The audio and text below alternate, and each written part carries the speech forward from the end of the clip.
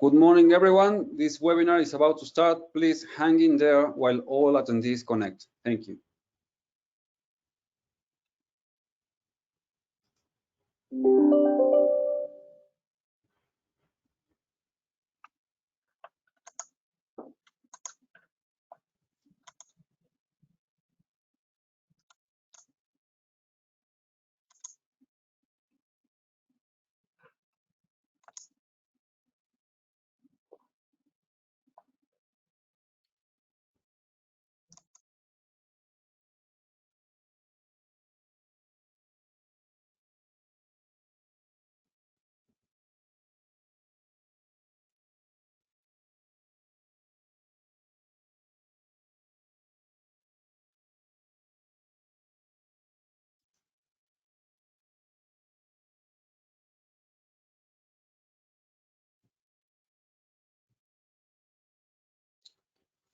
Good morning again. My name is Cesar Iliano, and I'm the Content Director for BNamericas.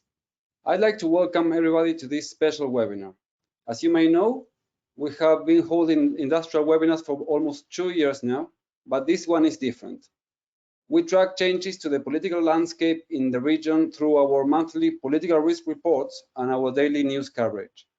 And we are seeing some trends that may change the dynamics of the region in the next years. So we decided to hold this webinar to better understand what's the impact of the series of elections we've had this year and what might be the outcome of the main elections scheduled for the next 12 months. I will start the session with a brief overview of what has happened this year and the forecast for the next round of elections. Then our managing editor, Sebastián Pérez Ferreiro, will be moderating a conversation with Christopher Dacunia Bueno Garman, managing director for the Americas at Eurasia Group, Duncan Wood, VP for Strategy and New Initiatives and Senior Advisor in Mexico for the Wilson Center, and Daniel Kerner, Managing Director for Latin America at Eurasia Group.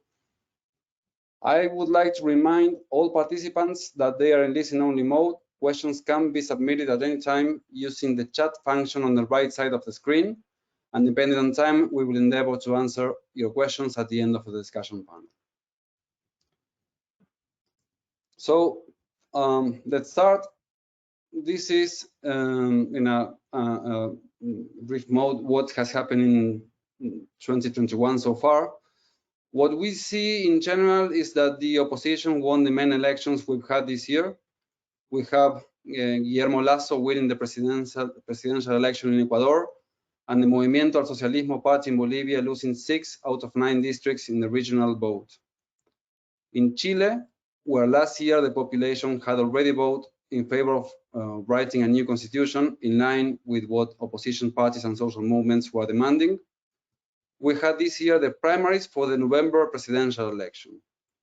The consolidated results for the primaries show opposition candidates got 30% more votes than the right-wing candidates. In Peru, Pedro Castillo won with a tiny margin, and in Mexico, Andrés Manuel López Obrador lost significant ground in the legislative elections. And a few weeks ago, the Peronist Party in Argentina suffered a major defeat when the result of the primaries for the November legislative elections showed they risked losing in 18 of 24 districts.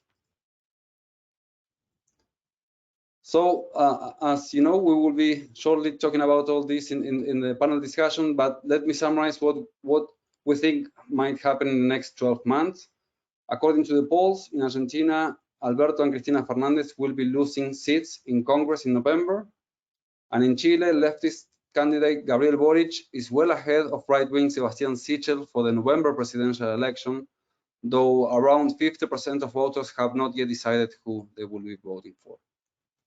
In Colombia, the opposition candidate Gustavo Petro, former Bogotá of,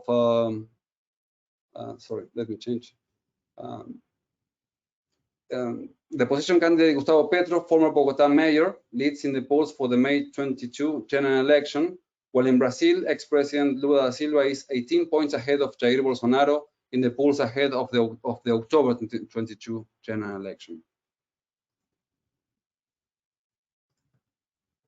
And finally, as we said, Andrés Manuel López Obrador lost ground in the midterm elections, although he still says he will be pushing changes to the constitution to favor state-owned energy companies. So, as you see, there are many political changes happening at the same time in the region, shifts to the left and shifts to the right. And many of those changes will have an impact in the business decisions that our audience here needs to make in the coming months. So I'll leave you now with Sebastian, Christopher, Duncan, and Daniel. Thank you very much. Thank you, Cesar. I'd like to welcome our panelists and ask them to turn on their cameras. We have with us Christopher da Cunha Bueno Garman, Managing Director for the Americas at Eurasia Group, who is an expert on the political situation in Brazil. We also have Duncan Wood, the Wilson Center's VP for Strategy and New Initiatives and Senior Advisor in Mexico, and Daniel Kerner, Managing Director for Latin America, also at Eurasia Group. Gentlemen, thanks for joining us today. We have a lot of questions to cover. Let's start with the main takeaway from Cesar's introduction about Latin America's elections in pandemic times and the clear trend of voters punishing ruling parties and coalitions and supporting the opposition. Daniel, let's start with you. Do you attribute this to the general malaise from the pandemic and its restrictions, or did ruling parties really mismanage the health and economic crises stemming from COVID? And do you expect this trend to continue through 2022 with opposition parties gaining legislative majorities and presidencies? What I would say is that this comes, well, first of all, thank you very much for the invitation and good morning to everyone. What I would say is, even before the pandemic, we were already seeing very high levels of voter discontent. If you remember, before the pandemic, already we were seeing most governments or presidents with low approval ratings, polls showing high levels of discontent with the poor economic performance, with the poor provision of public services, with inequality. We saw protests in Chile, in Colombia. The pandemic, I think, has intensified a lot of those trends. It has made, obviously it has had a huge, very bad economic impact. It has made it clear the limits of what governments can do. It has made inequality and the impact of inequality very clear, right? So I think what we're seeing is just an intensification of a very high level of discontent that we had before. And it looks difficult to me that this will improve significantly in the coming years. The region was hit hard by this, and as I said, this was something that was there before and does require more solutions, and it's something deeper. It's not just with the pandemic, it's with the political system, with corruption, and so I think it's something that will continue to shape political dynamics in the region and constrain the economic recovery in the years to come. Okay. Christopher, let's go to you. Polls in Brazil have Workers' Party founder and former President Lula leading the right-wing incumbent Bolsonaro ahead of the October 2022 elections. At this point, is this really a two-horse race, or do you see a candidate from a centrist party with a chance of making a play? Yeah, I think this will be a two-horse race, but you can't discount the potential for a third-party candidate to break into the second round next year. Why does it look like a two-horse race right now? We have evidently former President Lula, who is riding the wave of the anti-Bolsonaro sentiment. The president is paying a large price for the mismanagement of the pandemic, and more recently, kind of dealing with economic headwinds, particularly with the shock of higher inflation, which is really putting the economic team and the central bank in a bind. But at the same time, despite kind of the mismanagement of the pandemic and a near collapse of the public and private hospitals in the second wave that we saw in March and April, the president has retained a relatively loyal base of support. You look at kind of public opinion polls, and in Brazil they have the quirky feature of measuring approval ratings on a 5-point scale. So they have excellent, good, regular, bad, horrible, and you add the excellent, good. It's not equivalent to approve, disapprove, but the excellent good numbers have remained stable at around 25% since April of this year. So a quarter of the population still supports the president despite the worst moments of the pandemic and some of these challenges.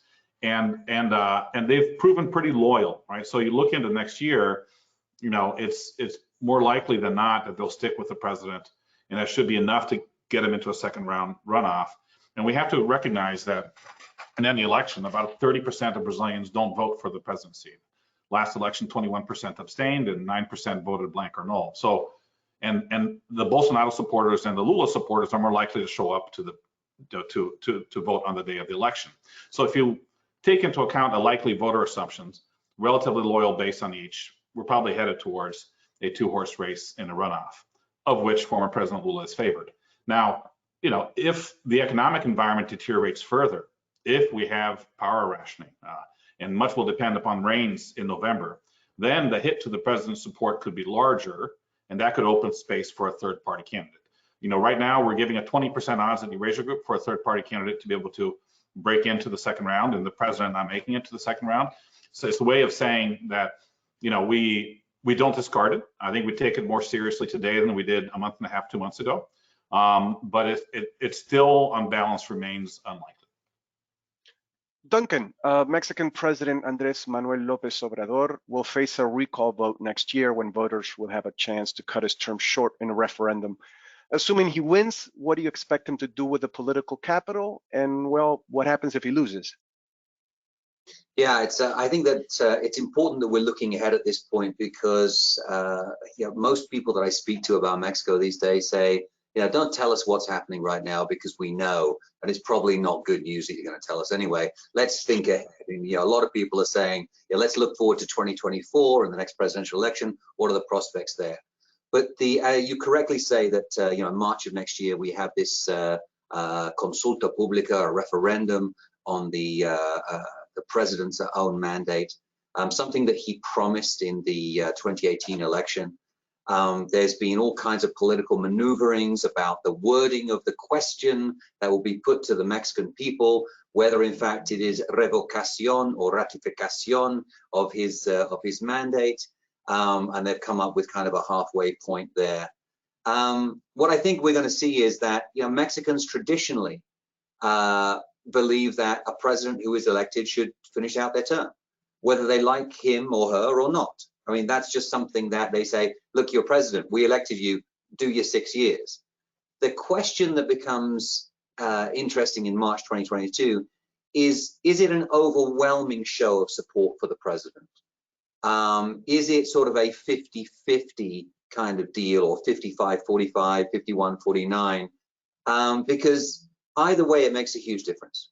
Let's say that he wins that referendum by a narrow margin. It suggests that he is really losing his grip over the country. It also suggests that the polarization of Mexico that we're seeing that has advanced so rapidly over the past 3 years is going to get worse. If he wins by an overwhelming margin of, let's say, 80% of people, you can easily see a situation where somebody stands up in the Mexican Senate and says, this is the most popular president we've ever had. The fourth transformation, his big project, his vision for Mexico, the fourth transformation is going to need more than one term to complete. And then they will begin to exhort the president to extend his term, not for re-election, but somehow they'll maneuver to extend his term in office. Now, the president has said time and time again that he doesn't believe in re-election, that he won't go for it. But that could be a highly divisive event in Mexico that would further polarize society. And let me just say this, President López Obrador is a popular president. He has approval ratings sort of between 55 and 65%, depending on the poll. That seems really good by American standards, by US standards. In fact, it's entirely in line with the presidencies of Felipe Calderón and of Vicente Fox and even Ernesto Zedillo. The outlier in recent history is, of course, Enrique Peña Nieto, who was very unpopular as president. But AMLO is not extraordinary in that sense. And what we do see is that most Mexicans actually give him a failing grade in terms of what he has delivered and whether or not he can deliver what he's promised. But they still kind of like the man. And they believe 50% of the population believes that he speaks for them, and they're willing to take that rather than somebody else who would promise to deliver more to them, maybe more competent, but doesn't speak their language. So, I mean, looking ahead from March 2022, I think that we could begin the presidential election of 2024 in March 2022, or we could be looking at a further battle over the future of Andrés Manuel López Obrador. Thanks, Duncan. Daniel, Latin America has had a number of what The Economist has called proxy presidents, who owe their jobs to the backing of more powerful leaders. For instance, Bolivia's Luis Arce was handpicked by Evo Morales.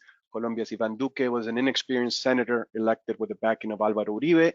And Cristina Fernandez de Kirchner surprised everybody by picking her former chief of staff, Alberto Fernandez, to lead their ticket in Argentina. How would you rate the success of this strategy, and do you expect it to continue in future presidential races? Well, I don't think it has worked well, right? I mean, we saw that in Argentina before with Cristina, and now it's working very poorly. It's a little bit of a different one because the main powerful figure is below as a vice president, right? It's not just outside. But we saw that in Brazil with Dilma, as you correctly mentioned, twice in Colombia with Santos, and then with Duque, right? And I mean, what I think is interesting is that we still have this very, very strong political figures that were in office when the economy was booming at the beginning of the century.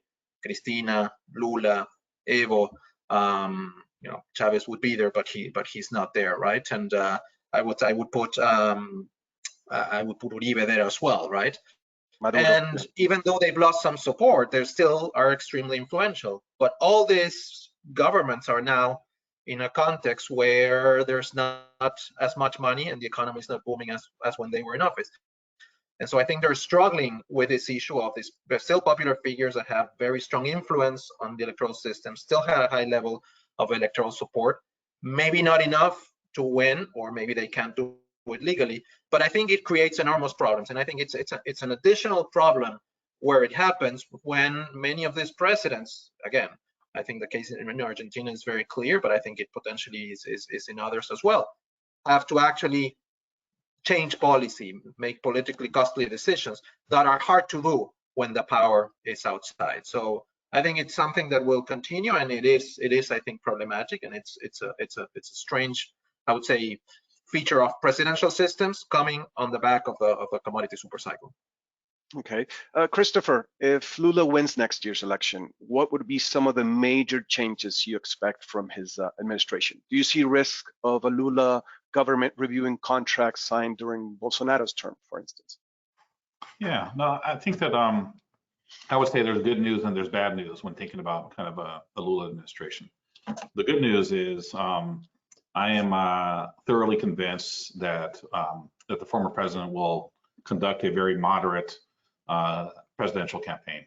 He's going to cast himself as a leader of the center left that can unite the country and have a national unity pact against what he'll characterize as the disastrous and divisive government of Bolsonaro. He is negotiating with centrist political parties, and he, you know, and speaking with advisors to the PT, you know, they kind of look the campaign to be similar to the Biden type of campaign that we saw in the U.S. Lula is also a very pragmatic politician. You know, he always was when he was a union leader, when he kind of was the president of the PT, and when he was in office. So I don't believe in a aggressive populist leftist turn, and, you know, much less kind of ripping up of contracts from the Bolsonaro administration, or just contracts more writ large. Now, you know, what is the word of caution here is that that Lula will campaign on a platform of more spending. You know, this is an environment, you know, that Daniel described very well. You know, Latin America is a region emerging from the pandemic with the largest social, political, and economic scar tissues. If we look on the comparative point of view, Lula will want to campaign on addressing these social grievances. And so he'll say that the constitutional cap on spending, which was the main fiscal rule adopted under the Temer administration, needs to be put to rest. And he's already said that publicly. That's a consensus in the PT leadership. And if you say that you have to discard the main fiscal rule and generate more spending in a context where debt to GDP is high by a comparative point of view, but essentially that means that you're signaling that you're going to increase taxes, right, to be able to compensate for the higher spending. So we're probably headed towards a bumpy ride where you're going to, you know, partially deliver on these spending increases, because he's going to have to be careful to anchor market expectations. You can't generate a crisis of confidence on the fiscal front and undermine his conditions for his administration before it begins. So he'll be minimally pragmatic, and he'll have to claw back some of the campaign promises and put someone on the economic team that can make a bridge with institutional and financial investors, So I expect a modest spending increase, a debate on who pays the price from a taxation point of view, which is tough because the tax burden is already very high, and that could undermine growth itself. So it's a delicate balancing act. And then when it comes to, industrial policy, we'll have part of a reversion back to what we saw under the previous Lula years and the Dilma years, but with larger constraints. You can't use the National Development Bank as aggressively as it did before on the fiscal front. Petrobras has got corporate governance laws greater than they were under the PT administration. So there are, so we'll have a more active industrial policy, more spending, probably higher taxes, but not as aggressive as the private sector may fear in the run up to the campaign. Okay. Duncan, López Obrador seems intent on continuing to push for structural changes in the energy sector to create permanent support for Pemex and CFE, even though the courts have set limits. Can you talk about AMLO's endgame here and how much damage it could have on investment in Mexico? Yeah, it's interesting that Chris just talked about ripping up contracts, because that's essentially what we've seen under the López Obrador administration.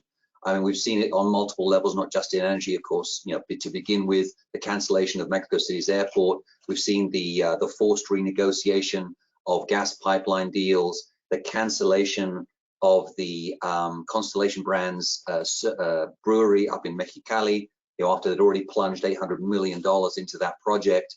And now we're seeing, I mean, just in the past week, we've seen the closure of storage terminals for gasoline that were built as a result of the energy reform of 2013, following all the right rules, having the right permits, etc.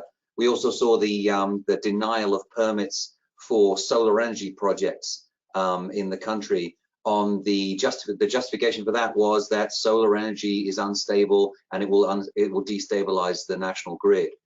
We are seeing a wholesale assault on the energy sector, on the private sector's role in energy in Mexico.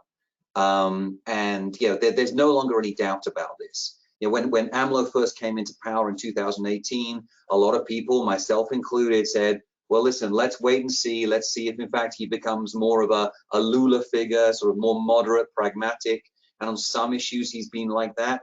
But increasingly, he's moving towards a much more radical perspective. And on energy, his thoughts on energy are deeply personal from his experience growing up in Tabasco.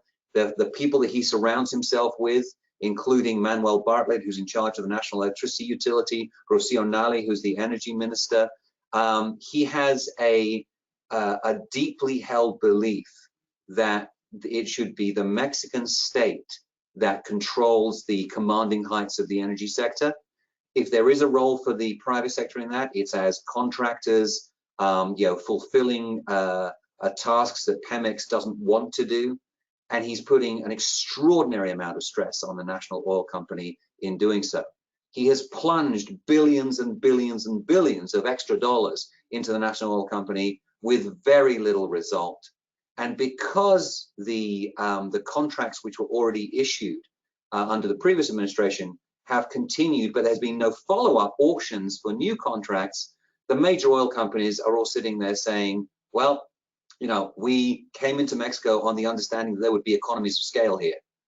And so their follow-up investment has been minimal in that sense. And then, of course, we have that very big issue there of the Zama field and Talos oil company now seeking a panel under USMCA to determine whether or not they should end up as the operator for that field or whether it should be Pemex. The remainder of the López Obrador administration, I think, is going to be highly, highly turbulent in terms of its relations with the energy sector. And US and Canadian energy firms are calling upon their home governments to step up for them. So far, we're not seeing any positive response from the Biden administration to support the claims of US firms in Mexico. And that's problematical. We've seen it with the closure of the storage terminals last week. We've seen it for Talos, and we've seen it more broadly in complaints that have come out of the energy sector about permitting and regulation. So I think that we are seeing more and more movement in the wrong direction.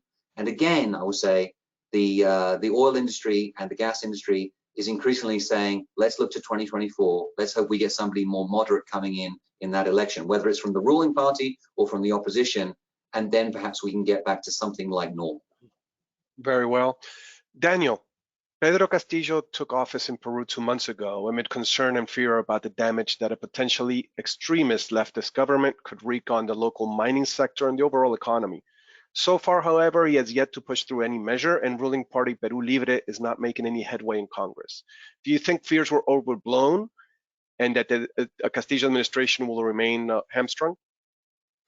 No, I think the fears were more than warranted. I think Castillo comes into office with almost no experience in politics, no experience really dealing with the complex of policy in a context where historically we've had very high levels of discontent with the political class in Peru. I mean, the drama happens every 5 years, except in this case really went to the extreme, but Peru was also the country probably the hardest hit by the pandemic. So it's not a surprise that something like this happens. And I think what we have is, on the one hand, an administration that seems to want to move forward with some degree of its leftist agenda, with advisors like Vladimir Serrón having evidently influence over the administration, but also with a recognition of some limits on that, what he did in the central bank, his efforts last week in the US to try to accommodate investors. But I think that the risks are, one, that we have an inexperienced administration with an agenda on the left, but no clear path to get there. So I think we'll see attempts to do things and to pass things with some of the constraints that are there because of an inexperienced administration and because of the economic constraints. So my sense is that maybe rather than a strong popular government a la Chavez that is able to radically change Peru, we're going to be feared of a government that is back and forth with its efforts, that really can't do much, but that is something that will do damage to the business climate and potentially to some sectors and certainly to investment, right? All of this in a context of a very dysfunctional political system that has already been hurting business confidence and investment in Peru even before the elections. Sure has. Christopher, China is deepening its engagement in Latin America, while the United States seems disengaged from the region under Biden, just like it was during previous US administrations. The Bolsonaro government lost an ally in the White House when Trump exited, and he has had harsh words for China. So how do you see Bolsonaro navigating this new geopolitical scenario in which he must increasingly answer for his environmental policies or lack thereof? Yeah, no, it's a good question, Sebastian. And I think that obviously with the Brazilian position and the ideological proximity between Bolsonaro and former President Trump, puts Brazil in a somewhat of a singular, let's say, situation in comparison to its peers in the region. But I would make the case that if you look at South America more broadly, most of the leaders in the region are stuck between a rock and a hard place. I mean, you kind of have, China's footprint in the region has grown coming out of the pandemic. China is now Brazil's largest trading partner. They're an important source of investments, increasingly outside of the energy infrastructure space as well, which they have been particularly influential. And President Bolsonaro, during the presidential campaign, he made a number of anti-China kind of rhetoric and statements. That was his profile. But once he assumed office, kind of a number of advisors, members of the private sector, the agribusiness sector, exporters to China, kind of made the case to the president, listen, Mr. President, you can't antagonize the relationship with China. China is too important. And what we saw since he assumed office is a toned down rhetoric. In fact, we had a presidential visit. The vice president made a number of overtures. We've had some statements coming from the president's son or the former, Minister of Foreign Relations, but it's been relatively contained.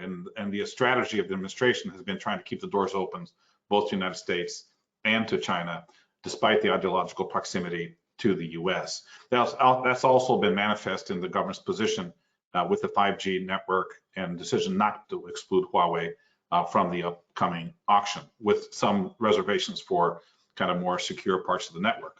So I think that despite the rhetoric and the profile, the policies on the ground have been to keep the doors open to both. And that's a pattern that we've seen across the region. They don't want to choose sides, despite some pressures from the United States. And so I think that that's kind of the equilibrium that I see Bolsonaro going forward. And obviously the aggravant, with the environmental track record is that becomes a thorn in the side of the bilateral relationship with the Biden administration that's so much focused on the environmental issues.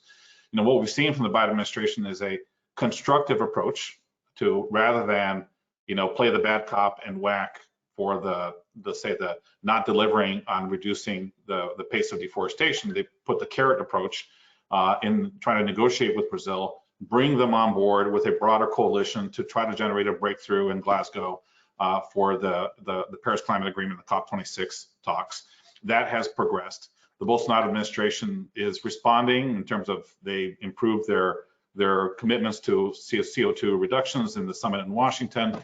They've announced a doubling of resources to combat deforestation. The track record is very mixed. It looks like the deforestation will be stable from last year, but the Brazilians are trying to avoid, at least the Bolsonaro administration does see an upside to regulating Article 6 of the Paris Climate Agreement and attract investments in carbon credit markets. And so despite the very poor track record from the Bolsonaro on the environmental front, we're seeing them move a bit, in part because the private sector in Brazil is pushing the administration in that regard. Is it enough? No. Is it an aggravant in the bilateral relationship? Yes. But overall, I think that we're going to see on the U.S.-China is Brazil wanting to have its cake and eat it too, and keep the doors open to both. Quick answer to the long wind-up I gave. Okay. Duncan, how would you rate López Obrador's security policy? I mean, he tapped the army to build a new airport after, as you said, he scrapped the $13 billion Mexico City International Airport when he came into office. But he's also using them to build the Maya train. But besides using them as builders for mega projects, has he actually used them to make Mexico a safe place to conduct business? So has he used them to make Mexico a safe place to do business? Mexico is largely a safe place to do business. Most foreign firms have no issues there at all, and when they do, they hire the usual security firms to deal with those issues. It's actually Mexican businesses, in particular small and medium-sized businesses, that have a really tough time with the public insecurity, organized crime, and of course extortion, which impacts them. And the costs for them are disproportionately large. In terms of public security, has Andrés Manuel López Obrador made Mexico a safer place? No. We've seen a very welcome drop in homicide rates in recent months, but that has nothing to do with the security policy. And let me just take a little aside here. We are 3 years into the administration. We still do not have a defined national security or public security policy or strategy from the administration, which is absolutely shocking and outrageous. The things that López Obrador has done in terms of the National Guard, trying to embrace a new strategy of what he calls abrazos no balazos, hugs not bullets. He has shown empathy with imprisoned drug lords, he and their families. He has authorized the release of a drug lord who had been captured by the military, but then there were counter threats, hostages taken from the military and from the police, and he said, just let this guy go. Overall, this has been a highly incompetent approach to public security. As I said, there have been welcome drops in homicides in recent months, but that's as a result of one criminal band or the other winning battles or local wars, and then there is a lull.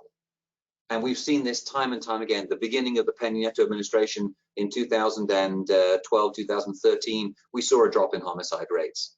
And then they came right back up again. And I fully expect that that's what's going to happen. I think that, to bring it back to business, the questions of rule of law in Mexico are less to do with public security and much more to do with the sanctity of contracts. Mexico used to be a place where, for foreign firms, in particular if they're operating under the NAFTA or now USMCA, they would know that they had protections under the law. The fact is that this government seems to be hell-bent on abandoning the economic rule of law. because the president has so little regard for the private sector. And that applies not just to Mexican firms, but also to foreign firms who invest there. Now, there are some companies which are exempt from that because they're simply too important to the national economy. I mean, look at the automotive sector. We know that López Obrador doesn't want to mess with that.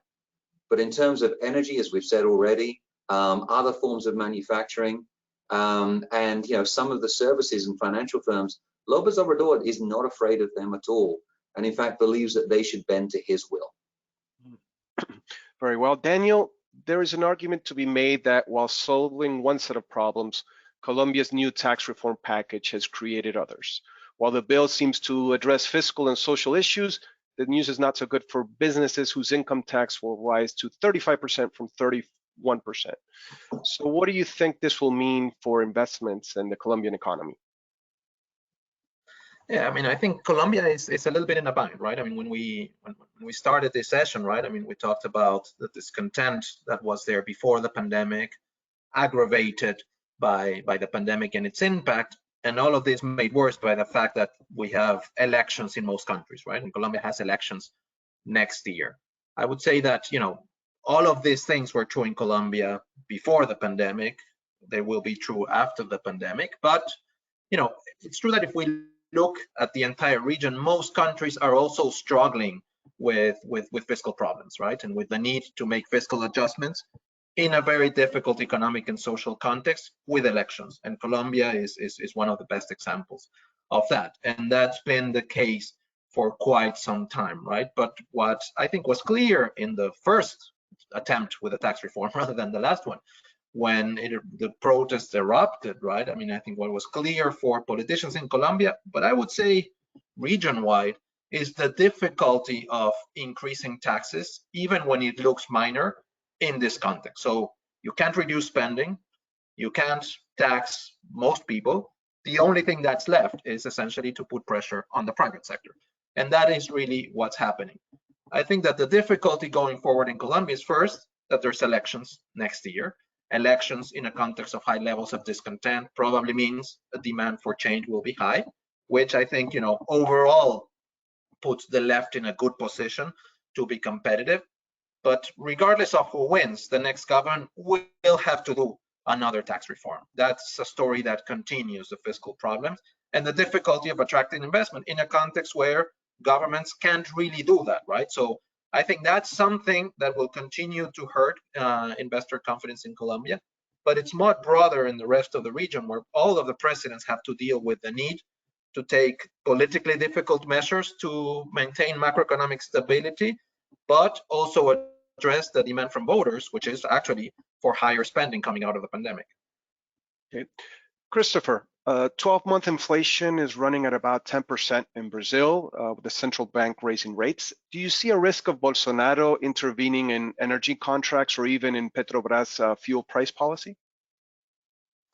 Yeah, that's going to be a big story over the next couple months. How this pressure unwinds. As you said, 12-month rolling inflation is getting close to 10%.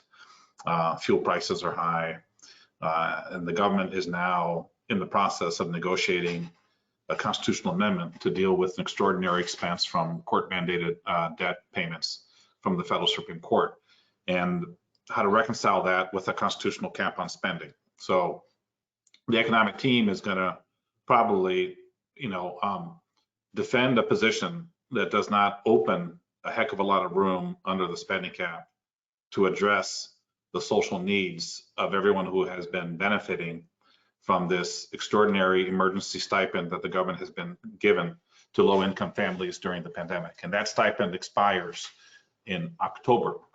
And the new cash transfer program the government is trying to implement doesn't cover roughly 25 million Brazilians who have been receiving this emergency stipend during the pandemic. And so, faced with a high inflation and your blanket is running short on the cover for the social safety net, pressures for relief for these folks are coming. And where we're seeing the pressure is not only high diesel gasoline prices, but also cooking gas prices. that impacts low-income families. And so we're seeing noise on potentially having a way to fund a voucher for cooking gas to low-income families. And then the question is how that will be managed. Will Petrobras have to swallow that cost? Will the Treasury have to swallow that cost? How big will the program be? So I think that ultimately, the president will be careful not to undermine entirely the corporate governance laws and the current Petrobras' pricing policy. We think it will hold, but the pressure is building to provide some form of relief. We tend to think that the cookie will crumble more on the revenue and the taxation side and then compensate Petrobras that way. But it is going to be a political football for sure. Petrobras will be on the defensive, and with the president who is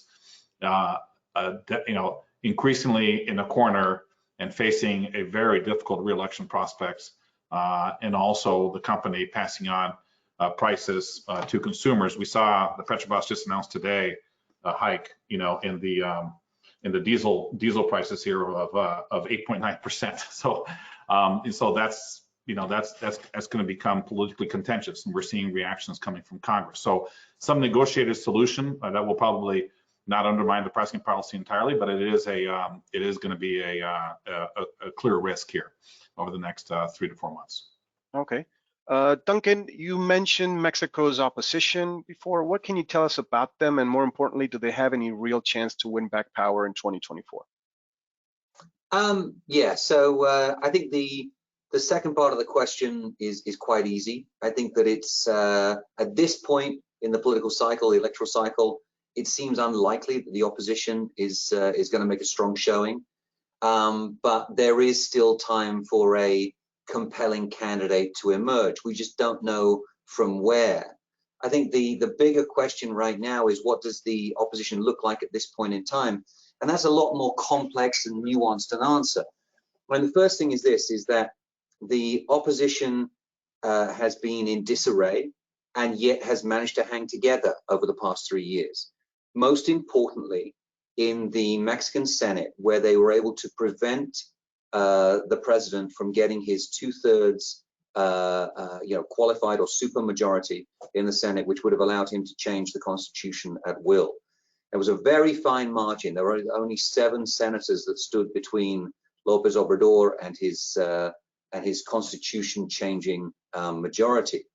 They hung together for 3 years. They did an extraordinary job in blocking. And of course, the midterm elections earlier on this year got rid of the supermajority that the president had in the Chamber of Deputies, which means that the pressure is off those guys in the Senate to a large degree. We saw them learning how to work together over the past 3 years. And the question that I have now is whether or not they're going to be able to continue that. And we've had the chance to speak with the leaders of the opposition parties. And in typical opposition fashion, they're very quick to criticize the current administration. And when you ask them what their actual plan is, they're much more reluctant to speak, and they actually don't seem to have any clearly defined common ideas about the future. And so, I think the time is actually running out pretty fast for them to identify a strategy for 2024, to identify who their candidates might be. And I think that at this point in time, at least, I would put my money on a Morena ruling party candidate winning the presidency in 2024. Then you get to the question, well, who's that going to be? And there are 2 leading candidates that stand out there. The mayor of Mexico City, Claudia Sheinbaum, who is a personal favorite of President López Obrador. His foreign secretary, Marcelo Ebrard, who's always kind of been waiting to be invited to the ball, as it were, over the past 20 years, and has never quite made it. But the foreign secretary Ebrard continues to use his office as a platform for increasing public recognition of his name and showing that he's a very competent political leader. But we've seen so many splits within the ruling party. Sheinbaum and Ebrard are in obvious open competition for the candidacy. We've recently also seen the party's leader in the Senate, Ricardo Monreal, come out and attacking more or less overtly Claudia Sheinbaum, whilst at the same time staking his claim to be a candidate for 2024. And most recently, we have seen the emergence of the Attorney General the Interior Minister in Mexico, come forward as he's a very close ally of López Obrador. He was recently brought in to mitigate or moderate the conflict between Sheinbaum and Monreal, and is beginning to emerge as a potential candidate for 2024 as well. That's somebody who would provide real continuity with what we've seen from López Obrador. And if Sheinbaum fails to deliver key things for President López Obrador, it's easy to see how he could change his allegiance and give his dedazo to the Interior Minister. That's something that I think would be fascinating, and I think it would frighten a lot of investors. Okay. Daniel, do you expect Argentina's ruling coalition to lose a significant number of seats in Congress based on this month's open and mandatory primaries, in which it really took a beating? And if so, will Alberto Fernández become a lame duck president through 2023, with Cristina changing horses, if you will, for the next presidential election? Yeah, I would say that Alberto Fernández has always been a lame duck president since he came into office, because he never really had the power, and that's just become clearer and clearer. My sense is that yes, they won't perform well. I mean, this was one of the worst performance of Peronism since there's been, since the return of democracy in '83. They will try to do everything they can to throw money at the problem, to mobilize voters, but I think what we saw is a high level of discontent which is not surprising, with the management of the pandemic, and in particularly with very high inflation. With inflation at around 50%, it's just very, very hard to remain popular. So I think they will.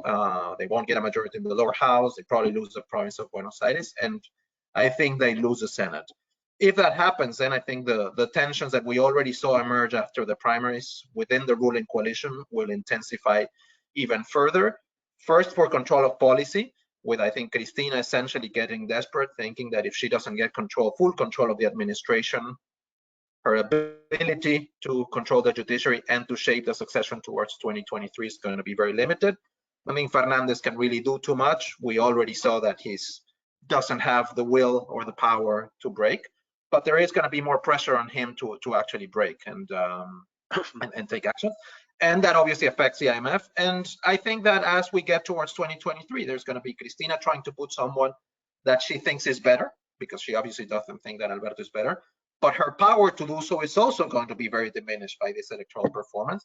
And I think the rest of the Peronist Party is desperately trying to see how they can save, with the fear that in 2023 the opposition can come back. And I think it was very interesting to me in the result, not that much that the Peronist Party was punished, but that the Juntos por el Cambio, the main opposition party, despite having lost the elections 2 years ago in the midst of an economic crisis, still maintains a very high level of electoral support. So I think they're looking good for 2023. Well, Daniel, let me stay with you, because there's anxiety in Argentina's next door neighbor, Chile, about the process to draft a new constitution written by an assembly with mostly left of center members, while at the same time, left of center candidate Gabriel Boric leads the polls ahead of the November presidential election. Do you see a scenario of major changes in economic policy, with the right of center parties in Chile seeming to lose favor among the electorate? I think there's going to be changes. I mean, of all the trends that we've been talking about here, Chile was clearly one of the most acute ones. Well, the protests before the pandemic, the demand for a constitutional reform, and then the changes that are occurring. And it's clear that I think what we've been seeing in Chile, from my point of view, is a growing demand for a larger state that the political class never fully delivered on, and that merged into an anti-establishment sentiment that is, I think, what's driving Chilean politics now. So we are going to see a change. We're probably going to see a change to the left. Governments will have to deliver on what voters are demanding, which is very diffuse, but it implies a higher degree of social spending and more state intervention. And we'll probably see in the constitution, maybe not radical changes, but I would say the continuation of a process of an erosion of the, let's say, the limits that the Constitution put on changes, right? I think from an investor perspective, one of the things that made Chile special was that the Constitution had this protections, I would say, or maybe limits to changes that guarantee that changes would be very minor, right? That's clearly what has frustrated voters, right? So I think we'll see a change. I think the real question in Chile is, do we see a gradual change that eases voter discontent but maintains, macroeconomic stability, or we start to see a process where Chile starts to lose, I would say, some of the stability that it has. And my sense is that it's probably going to be gradual, but what I would say as well is that what we saw in Argentina, what we saw in Brazil, what we're maybe seeing in Mexico is, once you start losing, say, the fiscal anchor or certain levels of confidence, or once governments start providing certain services, it's very hard to roll them back. Interesting. Christopher, briefly, I mean, it's a long shot, but I got to ask, is there any chance Bolsonaro is impeached before the 2022 election? I think it's very difficult for us to have that. Much more likely that he doesn't make it to the second round runoff and a third party candidate breaks in. You look at the conditions that are usually associated with an impeachment, and we can look at the past two Brazilian presidents who were impeached, former President Dilma Rousseff and also Fernando Collor de Mello. And you look at, where they were from a public opinion point of view. And, their levels of support dropped much more dramatically, much earlier than when Congress actually impeached them. In both cases, both Dilma and Collor, their excellent good ratings were under 20% a year before impeachment. They were under 15% 4 months before impeachment. And both of them were at 10% 1 month before the impeachment. Bolsonaro right now is at 25, right? So he has higher levels of public support than both Dilma and Collor were a year before they were impeached by Congress. And the reason why those low levels of public support maybe are necessary but not sufficient condition for impeachment is that when you come up to a vote in the plenary and you're a federal deputy, you want to make darn sure that when you cast a vote, you're not going to pay a price for it, come election time. And when you have a president with a quarter of the population still strongly backing him, it's not trivial for you to be able to cast that kind of vote. And so I don't think we're close to the conditions for impeachment. The 7th of September rallies that we saw in Brazil, where the president called his supporters to the streets, they were a show of force. And, he did, was able to generate hundreds of thousands of people turning out to the streets in São Paulo and Brasilia.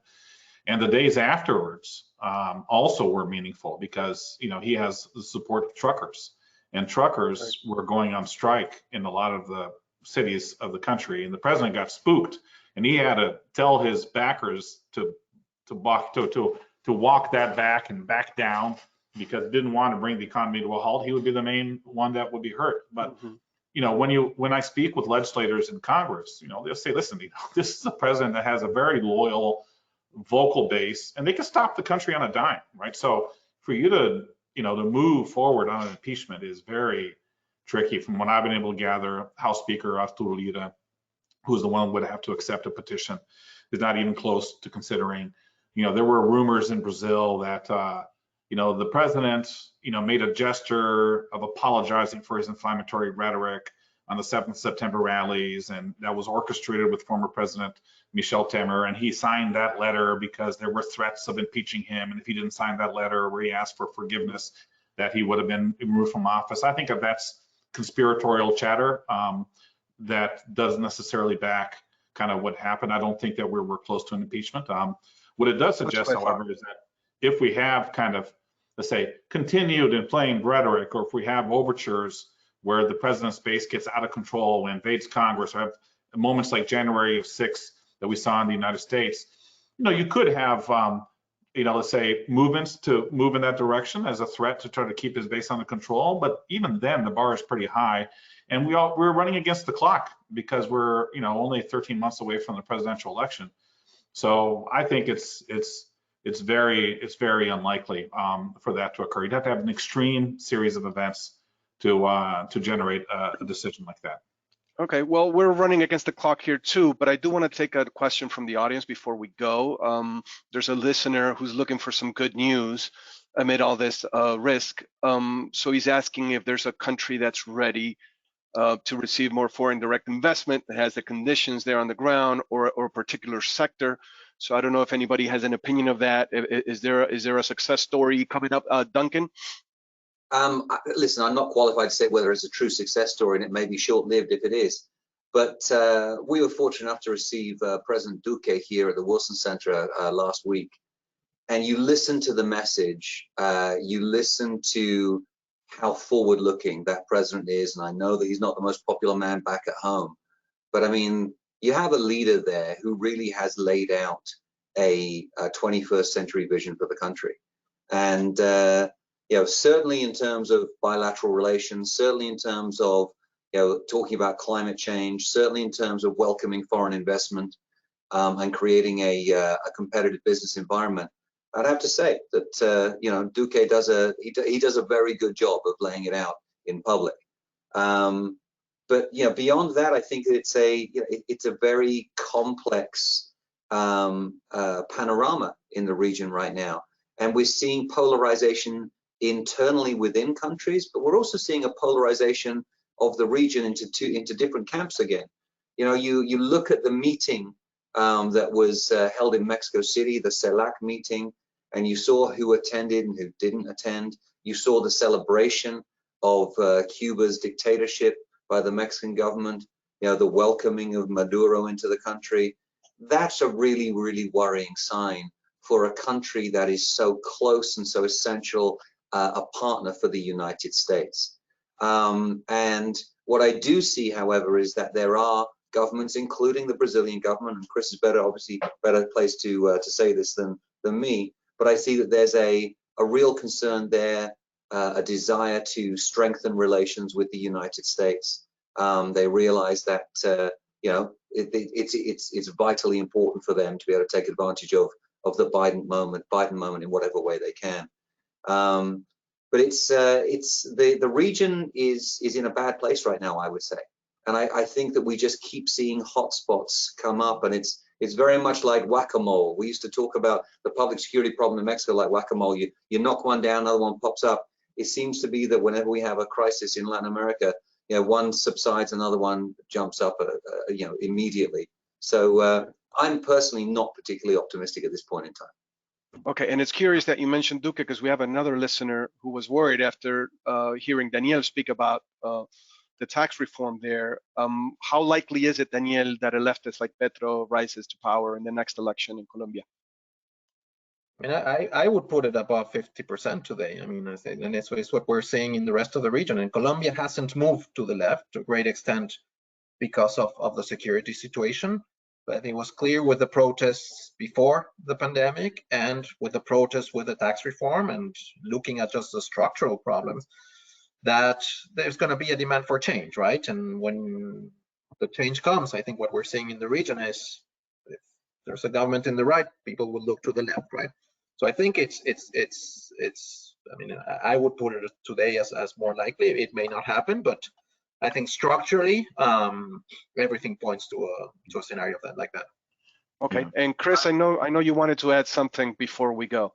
Yeah, just one last comment, which is, you know, I think that, I mean, we all share the assessment. I mean, in terms of the challenges Latin America faces, there are significant pressures and desire for change, and policymaking can deteriorate in that. But I would just, if there are a couple caveats or silver lining to the story is, at the same time, it's hard for us to see a consistent shift towards more unbridled populism in the region, just because the economic constraints on policymakers are significant. So we're not living in an era of abundance when policymakers can get away with kind of, let's say, either aggressive interventionist policies on a consistent basis or responsible fiscal management. So it's almost as if that we're going to have these policy overtures, but the size of the downside may be bounded, because even moves towards that will, you know, they'll stumble and have their own constraints. And we're seeing that in Peru manifested in a certain way. So maybe it's more of a just a, we all seem to share a worrying and more negative kind of policy political environment, but it's probably not going to be a complete return towards the irresponsible populism that we've seen in the region. I think there's a maturity of institutions. Financial markets are more constraining, and the operator and politicians are going to have their backs against the wall too. Okay, and on that very good point and moderately positive view, we come to an end. We're running out of time. Thanks, gentlemen, for participating. Cesar, take us away. Yeah, thank you very much, Sebastian. I want to thank Daniel, Christopher, and Duncan for this great panel.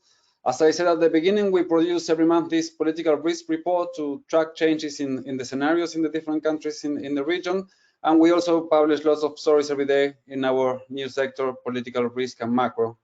So if you're not a BNamericas subscriber, I want to ask you to visit the BNamericas.com to see what we do. Thank you again for this great panel. Have a nice day. Bye-bye. Thanks. Bye-bye.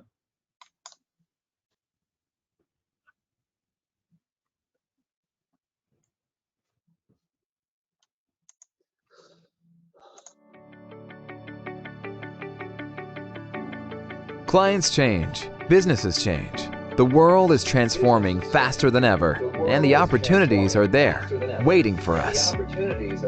Over 20 years of digital innovation have turned us into the leading business intelligence provider in Latin America.